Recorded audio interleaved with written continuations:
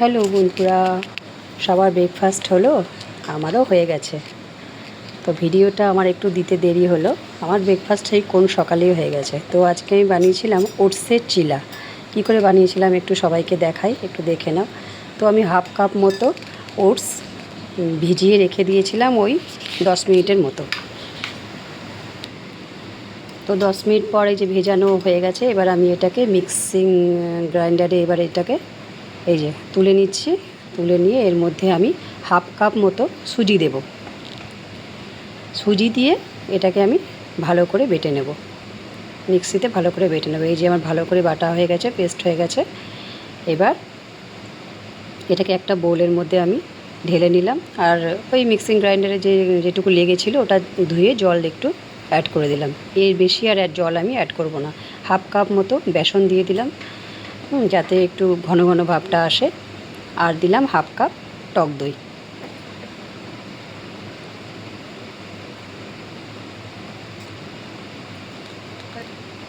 আর দিলাম হাফ চামচ মতো নুন। ওটসের চিলাটা খেতে খুব সুস্বাদু হয়, ওয়েট ব্যালেন্স করে। যাদের ডায়াবেটিস আছে তারাও, তাদের জন্য খুবই উপকারী এবং হেলদি, প্রোটিন, খুবই উপকারী খাওয়াটা। তো এদিকে আমি দেখো কিছু সবজি কেটে নিয়েছি, গাজর কুচি, ক্যাপসিকাম কুচি, আর এদিকে কাঁচা লঙ্কা দুটো কুচি কুচি করে কেটে নিয়েছি, টমেটো কুচি, পেঁয়াজ কুচি, বিনস, আর একটু কটা বরবটি ছিল, বরবটিটাও কুচি করে দিয়ে দিয়েছি। আর এখানে একটু আদা গ্রেট করে রেখে দিয়েছি। এবার আমি এগুলো সব এই ব্যাটারটার মধ্যে মেশাবো। এই যে আদাটা দিলাম, দিয়ে এবার সবজিগুলো এক এক করে সব দেব।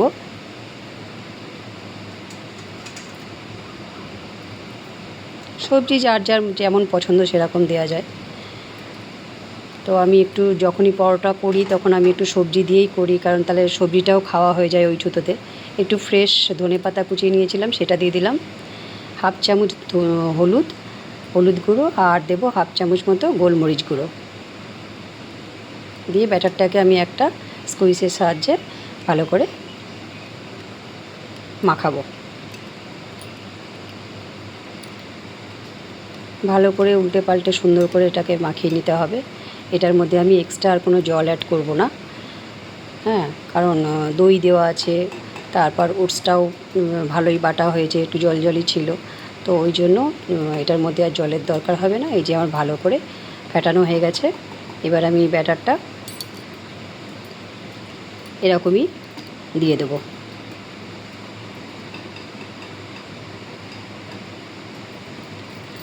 আর একটু ভালো করে ফাটিয়ে নিই।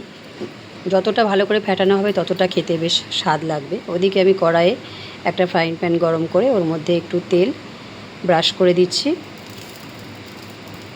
আমি একদম বেশি তেলে ভাজি না, যারা বেশি তেলে খেতে পছন্দ করে তারা ভাজতে পারো, কোনো অসুবিধা নেই। আমি একটু কম তেলেই ভাজি।